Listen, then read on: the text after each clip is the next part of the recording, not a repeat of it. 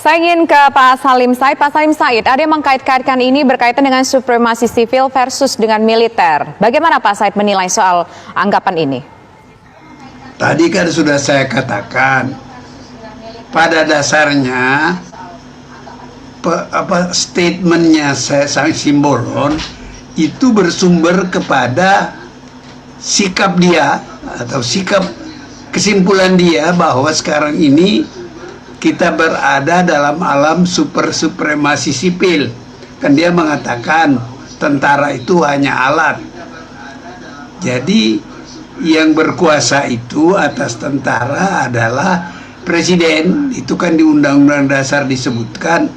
Dan tindakan presiden atas militer itu harus disetujui DPR. Nah, karena itu Simbolon itu mendasari sikapnya kepada itu bahwa dia punya hak untuk bicara mengenai tentara.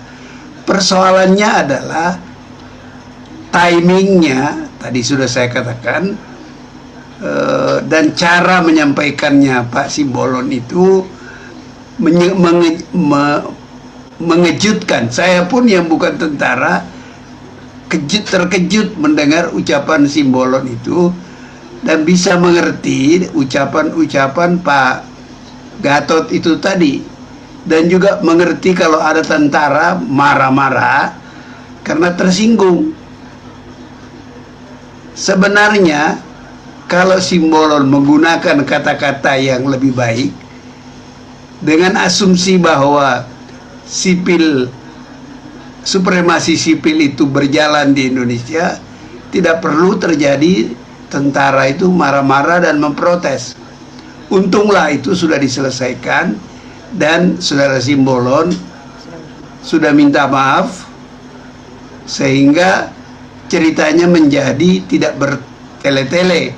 Mudah-mudahan para pejabat sipil kita, baik di kantor presiden maupun di DPR, itu lebih berhati-hati dalam berbicara mengenai tentara, karena tentara ini kan satu kekuatan yang punya sikap sendiri, punya cara pandang diri sendiri, dan lama sekali mereka itu mempunyai kekuatan politik dan kekuatan militer yang sudah ditinggalkan atau baru ditinggalkan setelah reformasi. Jadi tentara memerlukan waktu penyesuaian diri untuk menyadari bahwa keadaan sudah berubah. Sekarang kekuatan sipil yang berkuasa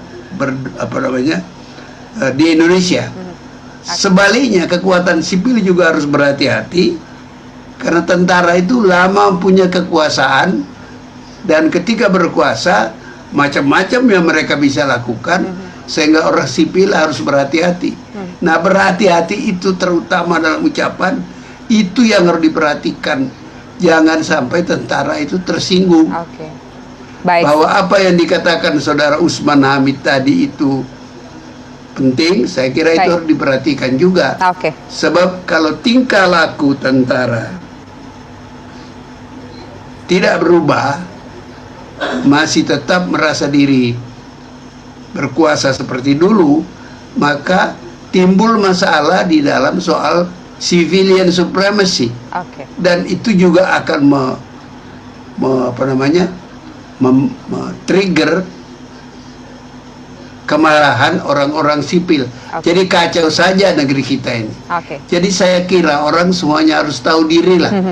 Tentaranya tahu diri, kekuatan sipilnya tahu diri, saling menghargai dan menghormati satu sama lain ya, kita, Pak Salim ya.